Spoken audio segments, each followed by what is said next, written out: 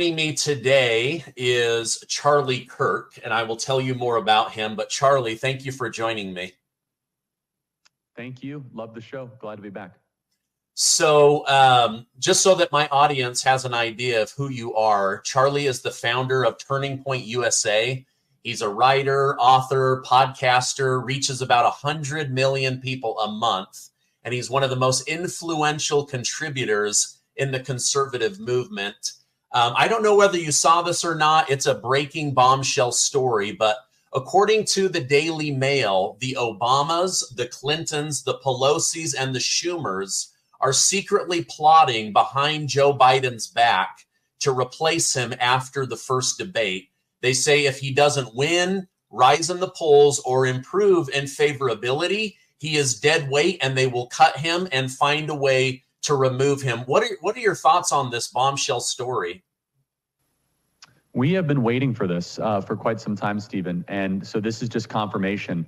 I mean, his polls are showing no signs of life in Arizona or even in Minnesota or Virginia. So who they replace him with, and if this actually gets done, interestingly, now that it's public, they might be a little shy. You have to understand, Biden is white knuckling this. Biden has his loyalists, Ron Klain being one of them, his wife, who's really running the government. And because of the story now potentially being leaked, they might get a little bit skittish to actually execute this plan. The Democrat Party is not the party of democracy. They are the party of oligarchs. They are an oligarchy party.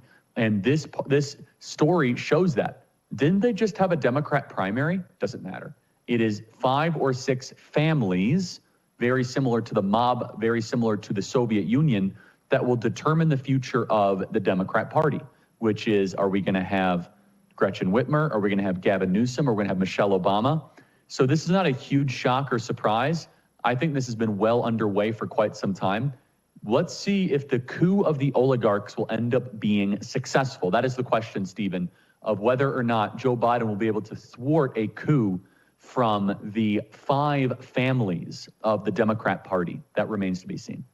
Yeah, well, they did it against Ukraine, a whole country, so we'll see, right? But you think back about fundraising. Too. Yeah, that's right.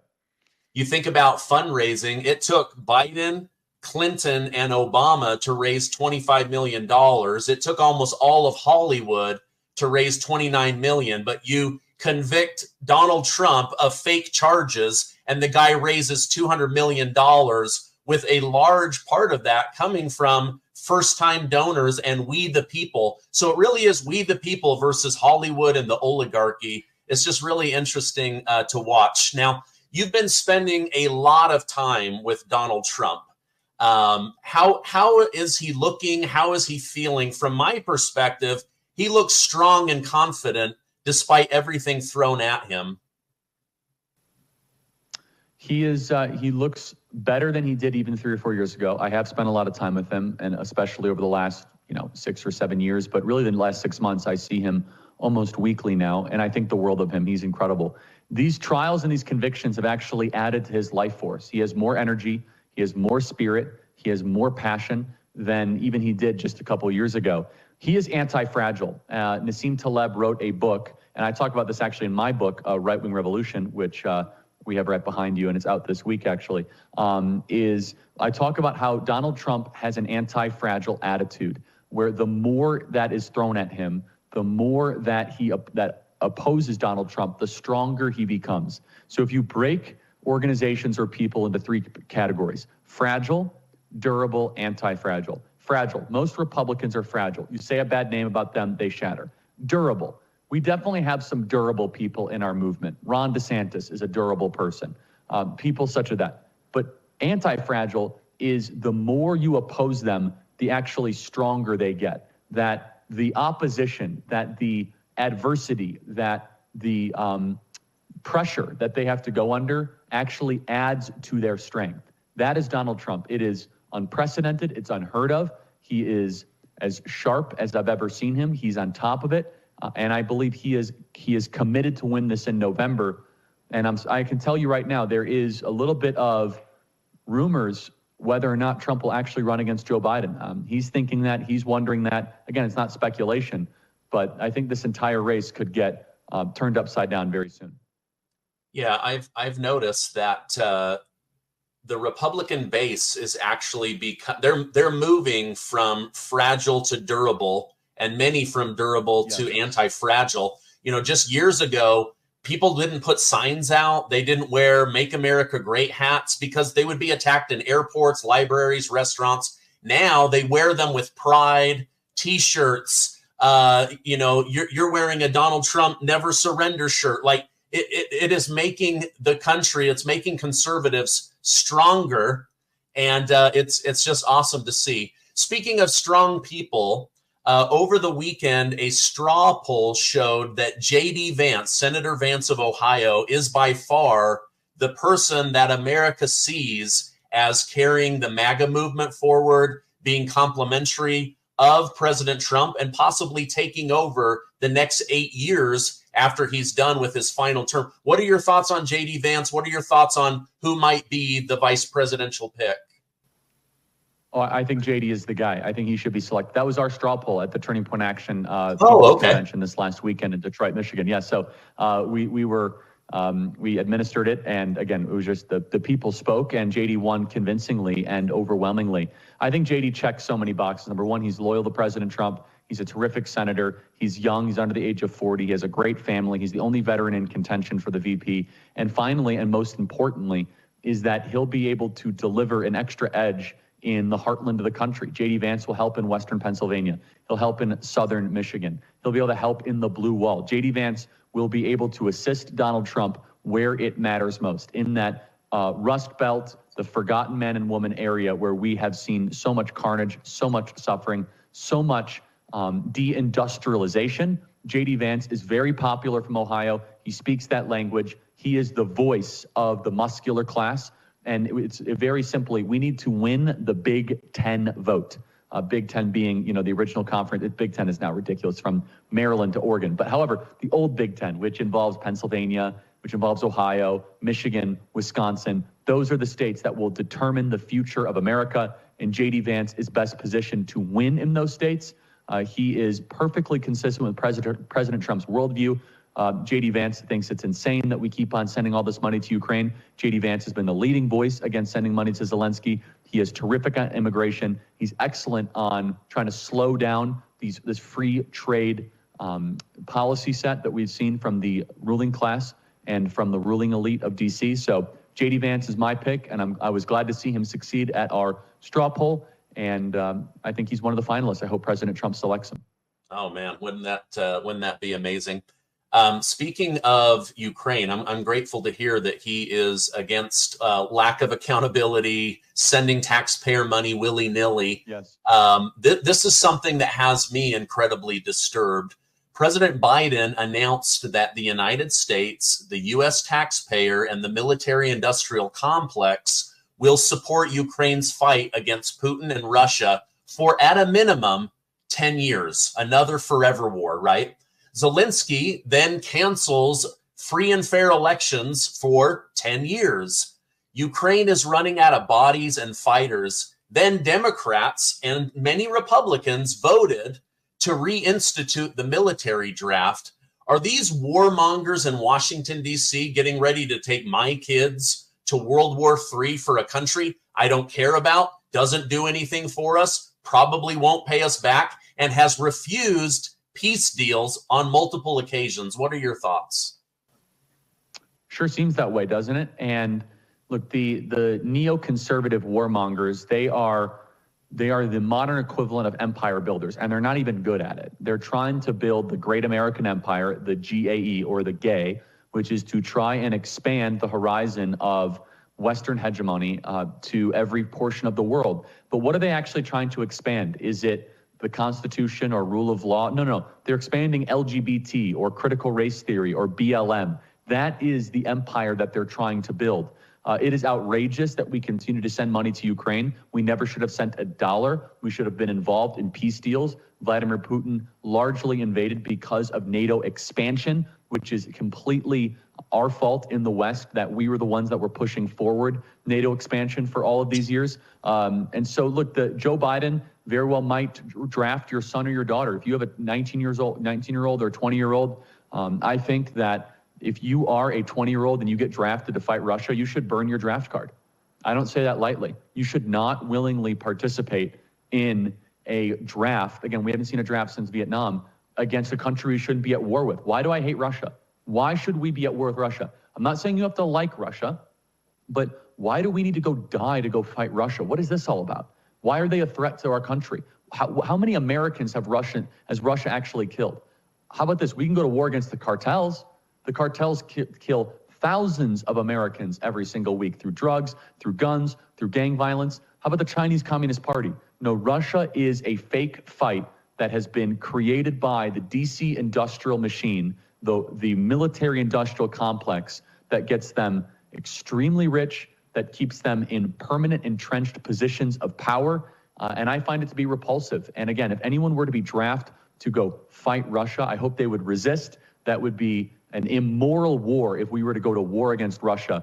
But Joe Biden and these unelected kleptocrats are getting us closer and closer for a kinetic conflict against the Russian Federation. Yeah, I see videos on Twitter. I see videos on Telegram of the Ukraine military leaders grabbing young children out of restaurants, school, family reunions. They're crying. Their mothers are crying. They're saying, you will go to the front line. They're getting there. They have no experience. Some of them have never handled a gun, and yet they're supposed to go take on the Russian Federation army. Now I see the elites, the so-called elites in Washington, D.C., they want to grab my child and send them off to war for something I don't care about. You attack America, you're going to see people register for the draft on their own. But right now, I don't think anybody even understands why we're sending $200 billion to Ukraine, why we're fighting a war where the other side has called for peace talks multiple times. It doesn't make any sense to the younger generation. It's like, what do they say? You get young men to go fight old men's wars. Like, I'm not caught up in the Cold War anymore. I remember going to elementary school. I remember doing the war drills. I remember Russians coming into my school and saying, hey, we escaped the USSR, but that's over. Like, why is my child potentially going to be forced to fight for a war that I don't want? And so tell me a little bit more. I know that Donald Trump says, I want to end this war. I will get Putin on the phone. I will get Zelensky on the phone. We'll use diplomacy to bring this to an end. You have potential VP J.D. Vance saying, what are your thoughts? Would we see a completely different approach to Putin and Russia if these two men are put in the presidency? Yeah, I mean, President Trump had it right. Remember, he got attacked relentlessly for the Helsinki conference where they had with Vladimir Putin. All the intel agencies came after him. You remember what President Trump said in that meeting, in that press conference? He said, I don't know if I can trust my own intel. And everyone lost their mind. What do you mean you can't trust your intelligence agencies? He was right. Our intelligence agencies lie repeatedly. Our intelligence agencies hate the American people. Our intelligence agencies covered up COVID and the origins of COVID. They lied about masks and vaccines. The intel agencies have lied about biolabs in Ukraine. They lied about weapons of mass destruction in Iraq. And they have lied about Afghanistan. They've lied about Libya. They lied about Syria. And so, yes, you shouldn't trust the American intel agencies. Trump was 100% right. I would love to see us have a warmer relationship with Putin. Let me be clear, though. I'm not a huge fan of Putin. He's definitely a thug. He acts like a Russian autocrat. Okay. But, you know, we would not have won World War II if we were not allies with the Soviet Union. If the Soviet Union and the Nazis would have remained allies, that would have been a vastly formidable force that would have put us in a really jeopardizing situation. So we partnered with the Russians to defeat the Nazis, and I'm glad we did. Why are we not partnering with a country that has 13 time zones, the most natural gas and mineral reserves of any nation on the planet? They have 120 million people. They have 6,000 nuclear warheads, and we're supposed to hate this country? Again, I want anybody to come on my show or your show and tell me why I have to hate Russia, why we have to be at war against Russia. And don't give me this nonsense about how, oh, Vladimir Putin is Adolf Hitler and he's going to march across Europe. That is a non sequitur. I want you to tell me from a moral perspective why Russia is a threat to the American homeland. Not a threat to Ukraine, not a threat to Poland. Why is Russia a threat to America? They can never answer that question. In fact, Russia does not have the capacity, the willingness or the intent to ever fight America. We've never been, in the modern era, the last 20 years, we have not been an enemy of Russia. In fact, Russia wanted to join NATO, and we denied their NATO membership and entry because we wanted to keep them an enemy. NATO wanted to, Russia wanted to westernize. Russia wanted to assimilate with Western values, and we said no. So we've actually created the Russian bear in recent years. And I say this as not anyone who thinks that Russia is doing things incredibly well. They have plenty of problems in their country. They lock up dissident political leaders. Well, we do that too. So, but again, I'm just trying to say we're actually more like Russia than people would ever believe. So again, we're not a free country. We haven't been a free country for quite some time. And the neoconservative neoliberals, the international war machine, they thrive on relentless, endless conflict. And the endless conflict that we are seeing right now is saber rattling with the Russian bear. Another decade, they don't care. Hundreds of thousands of Ukrainians, men dying, they don't care. Sending your son or daughter to go fight for these wars, they don't care. Neoconservatives have lost everything in the last 20 years. And this is the Bushes, this is the Cheneys, this is the Romneys, this is the McCains, this is now the major part of the Democrat Party. Trump challenges this. Iraq was a disaster. Afghanistan was a disaster. Libya was a disaster. Syria was a disaster. The Arab Revolution was a disaster. Look at Israel, Gaza, disaster. Russia, Ukraine, disaster. Yemen, disaster. Is there anything they have gotten right in the last 20 years? Why do we keep on having an $850 billion defense budget every year so that we can continually subsidize regime change abroad while our own country collapses?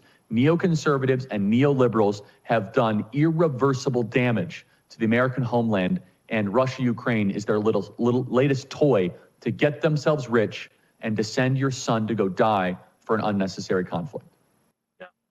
Well, I think part of the problem is, and your book, Right Wing Revolution, discusses this, is Russia is very pro-family, and they're not bowing down to BLM. They're not bowing down to LGBTQ, 2SA plus stuff. I read the other day that part of Ukraine coming into NATO was to make sure that they were a tolerant country of the LGBTQ agenda, right? Like, hey, listen, the Republican Party has incredible gay members, right? But like you start trying to confuse children, push sexuality on them at a young age, and you're going to have countries like Russia that say, we're not going to deal with that. We're not going to do that.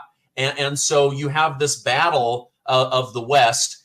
In your book, Right Wing Revolution, what are some of the ways that you discuss pushing back on the BLM, LGBTQ, 2SA plus agenda?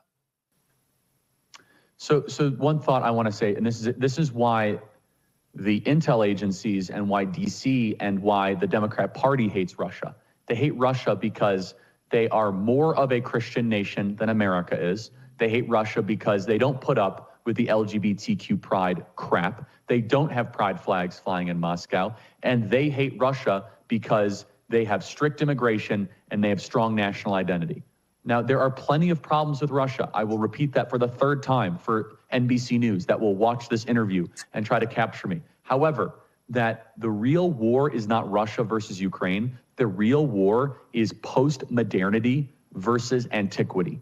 That's what's really being fought here. And Russia is on the side of antiquity. Antiquity has plenty of problems, plenty of things that we need to iron out, but it also has beautiful elements to it. Antiquity has the idea of the family, not drag queen story hour. Antiquity has the idea of borders, not the invasion on the southern border that we're seeing right now. And so Russia, as a rallying cry for their people, why is Putin so popular? Why does Putin keep on winning elections? It's because Putin has framed this war, correctly might I add, that the American government stands for degeneracy, it stands for the collapse of the family, it stands for the collapse of birth rates, and Vladimir Putin is right in his diagnosis of that. So let me just say you were totally correct. How do we go up and beat them? Well, that's what this book really aims to. First, define what is the woke. The woke is calling something relentlessly unjust until you control it. That's it. Call something unjust until you control it. So it's a means to power. It's a means to take over. But this really focuses on, first and foremost, the individual. This is, you could say it's like self-help advice of things that have helped in my life, from tuning off of social media to taking a Shabbat to getting yourself physically fit, to losing weight, of how to find a partner, to getting married, to having lots of children, to becoming a full spectrum citizen, to getting involved on a local level. Things that have helped me in my life, from building Turning Point USA to Turning Point Action, to having 600 staff and raising $100 million a year and running a successful podcast and doing a 3-hour radio show and doing a national TV show, all the stuff that we do. How am I able to make all that work? We talk about it in this book, and then also how you can apply it in your life. And then finally, just a couple top level things that I'll say. One of the things we say is you should stop caring as much about what the left calls you. Again, the whole book is about caring more, but one thing that we care too much, oh, they call you a racist. Oh, they call you a bigot. Oh, they call you a transphobe. For example, I just had an interview with Dasha Burns from MSNBC. Nice enough woman.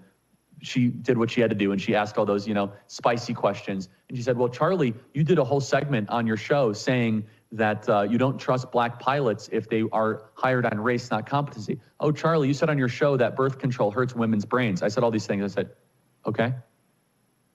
Yes.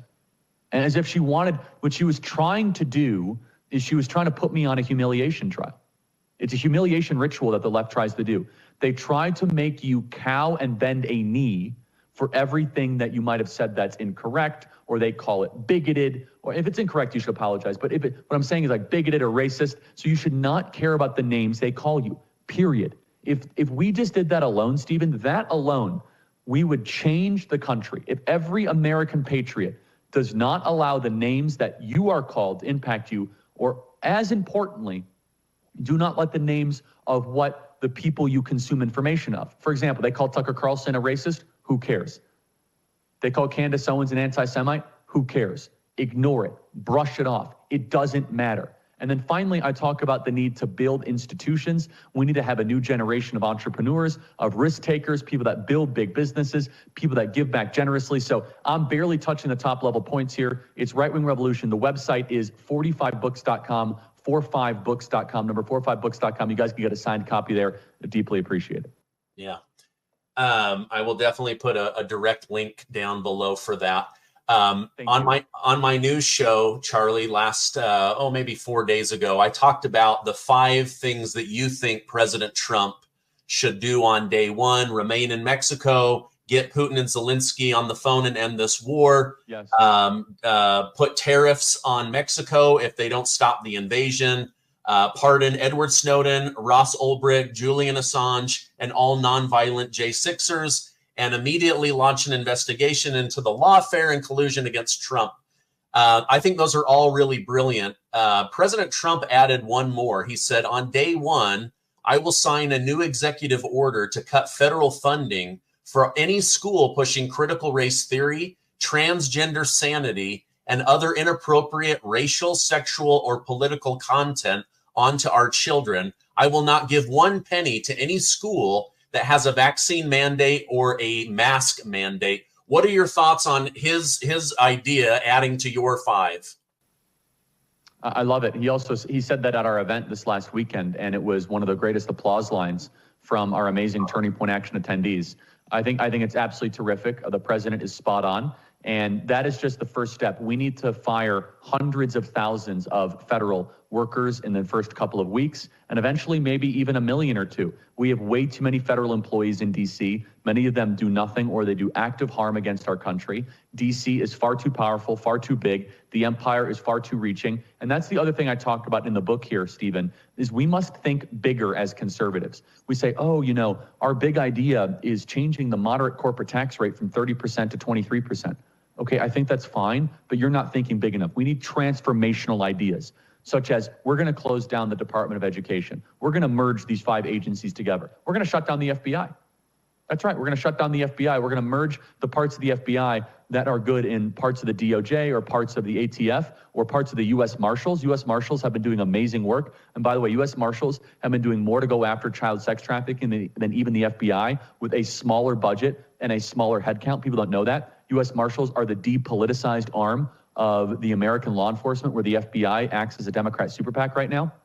We need to think bigger. How are we going to reverse the fertility crisis? We need birth rates to go up. We need more young people to get married. We need young men to be masculine again. We need young ladies to get married more and to stay out of the workforce at increasing rates. I mean, if they want to go to the workforce, that's fine, but they're really digging their own hole if they prioritize that rather than getting married and having children. So we talk about that in the book, Right-Wing Revolution. And understand one final thing here, Stephen, is that what we're asking for is a recentering of the country. These are moderate and normal things. They are not radical things. Saying you want large families, you want a country where you don't have to lock your doors at night, you want a country where church attendance goes up, you want a country where people know the 10 Commandments by heart. That is prioritizing the things that matter, that are good, true, and beautiful. That is what the right-wing revolution is all about, because we must beat the woke, and if we beat the woke, we can save the West. Okay. Final question. I know you're extremely busy. President Joe Biden has publicly committed to not pardoning Hunter. This morning, Dr. Jill Biden publicly committed to not pardoning Hunter. I'm just curious, when do you think they're going to pardon him? Is it going to be right after the election? Exactly. Is it going to be the morning of January 20th? They will pardon him, or I believe they're going to let it go through the appeals process and stick their thumb on the weight of justice and lean it in their favor. That's right. They cannot let Hunter go to jail.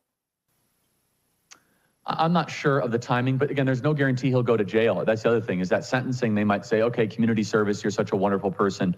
I'm more worried about whether or not they're going to put Trump in jail on July 11th.